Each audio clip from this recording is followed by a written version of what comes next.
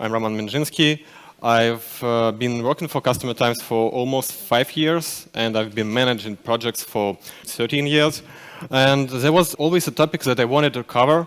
Well, it basically is for everyone, but mostly it will be available for project managers, business analysts, and consultants. But developers, please pay attention. It may help you as well. The presentation is how to work with change requests in a healthy way, maybe eco-friendly way. So let's start with definition. What is a change request? And basically, what is a change?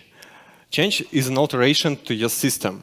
It is basically anything that your customer wants you to change in an existing system and probably in a system that is being developed. So it's something that happens when you already have a project or you have an existing system.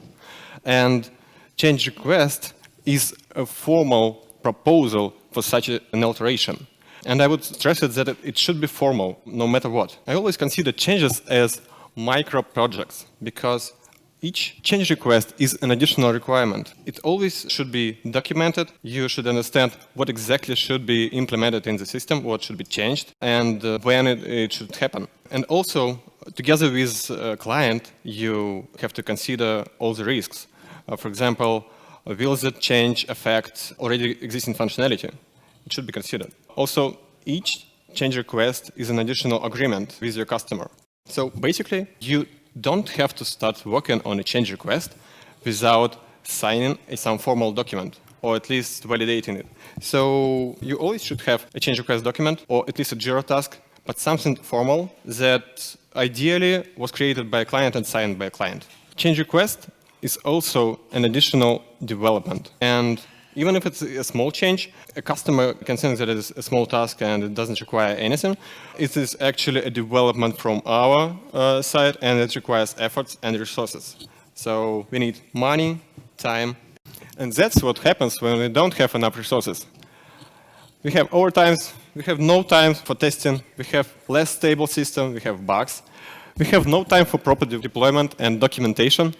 Well, it usually brings stress, risks, and delays. That's what happens. But it doesn't have to be that way. So we work in a Customertimes company, respected company, and our clients value our company for professional solutions, for our advices, for our unique expertise with Salesforce and other systems, for the fact that we bring value, professional advices for their money. Basically, we do rocket science for them, and no one expects it for free. But a typical change request looks like that. We have no formal request. We start working on it without signing a request document. We don't have resources, and we try to squeeze this additional functionality into existing timeline. What happens is that we fail. I had the same situation like many times. I failed with change requests a lot, and I wanted to share some knowledge with you. There are reasons why we do that. So that's probably me. I committed to change request, or probably over to a customer's demand, told me that's a simple change, you don't need to worry about it. Okay, I'll do that. In a few days, I understand that it's a lot more complex, but I already committed.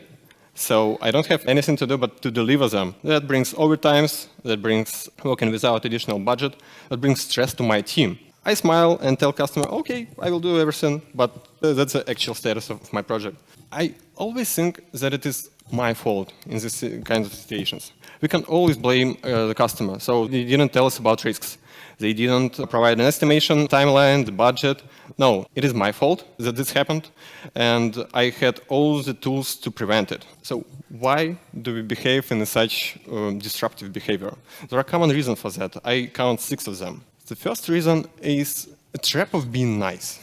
So we always try to be too nice to our customers. We like to do as much as we can and as soon as possible for them. So they tell us, implement this change today, and we run and do that. And we don't have to do that. Second reason is sometimes have a fear of denial. What is that? When we think that we have to do something that the customer wants us to do, or else we will just lose this customer or lose the project, so it will break our reputation. Sometimes we just fear to ask customer for a budget, for additional people. We think, why bother? Why should I ask? I will try to do it myself. Another reason is fear of saying no to a customer. And that's probably a reasonable thing, but we'll discuss it a bit later. Fourth reason is someone can not have enough arguments to object the request. And I don't say reject. So a customer wants you to do something for him, for example, implement user interface change in a week. And you try to tell him that it's impossible to do it in such a way, but you don't have arguments, like you're not prepared. Reason number 5, commitments without proper estimation, or worse, with underestimation. And sixth reason is wrong commitments of the past that affect our current activities. That happens all the time. We implemented a change, it broke because we were in a hassle, then we have to fix it, and it is us to blame. We have to fix it in no time. As you see, we have 6 reasons to fail, 6 traps as they call them. And today I wanted to share some knowledge and my experience. I found 6 most effective techniques that help in a number of ways to work with change requests, and probably they will help in your life. These are techniques and mindsets. So first thing, be professional. From client's perspective, it is hard not to trust the professional. They hired us. They don't know our business as much as we do. So they tend to rely on professional help, but you have to first prove that you're the one, that you're a professional. How to do that easily? Be confident with your estimations, and I'm talking about change requests. I know that there are a lot of things you can do to tell that you're a professional, but with change requests, be confident and be able to defend it. Estimate everything and have it in front of you. And if you commit, do your best to deliver. Don't fail your customer, never. Also, be friendly with the customer, but don't try to build friendship with them. It actually makes it worse. So for friends, you do something for free. For partners, you always provide your help, but it has a cost associated with it. And probably your customer doesn't need a friend. They didn't hire a friend. They hire a professional. So try to be a partner, not a friend to them. So next advice, be a reliable partner.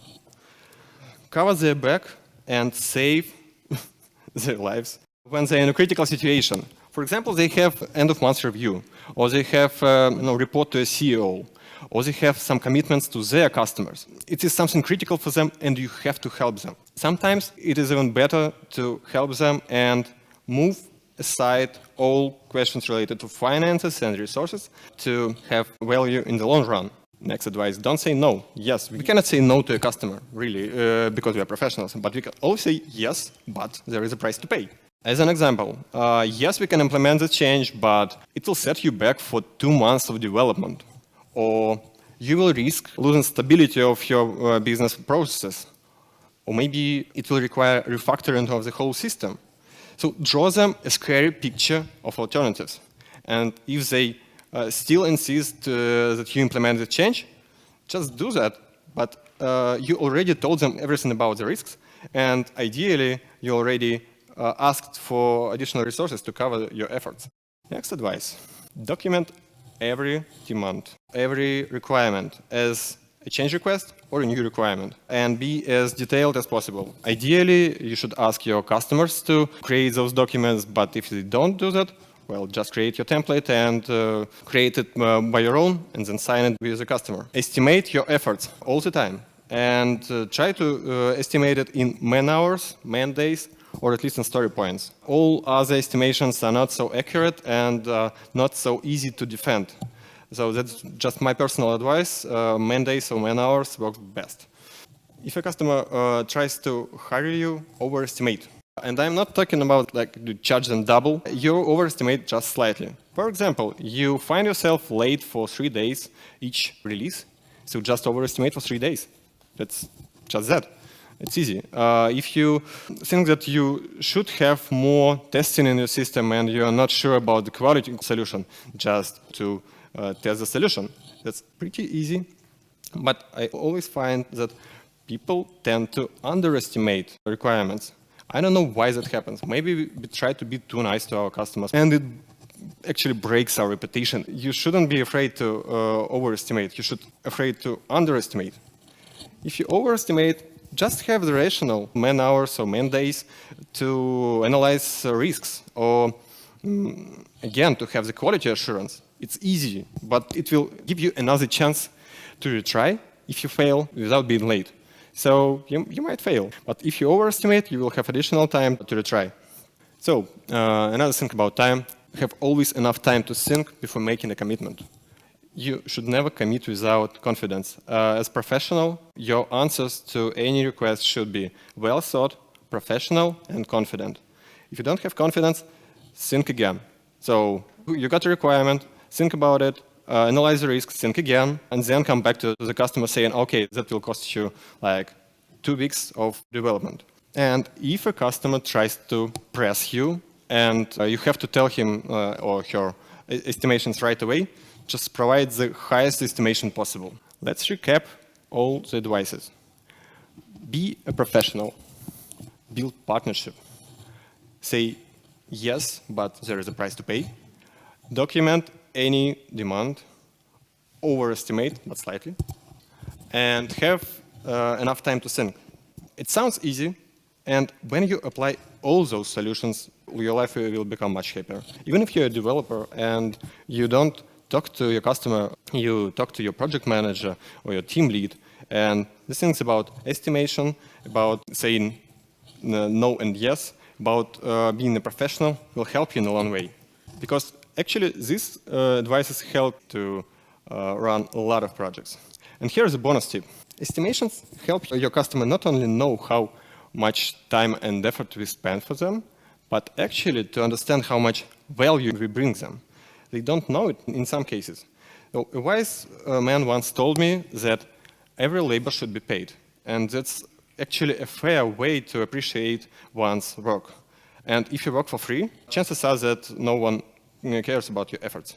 When you estimate, think about it as you put a price tag on your job, but not to charge your customer, but to tell them that this is the value of my job that I bring you. Also, remember to respect clients' requests. Even if they seem small to you, they may bring substantial value to your customers. These changes help them make systems and solutions suit their needs and help their customers, their business process to operate efficiently.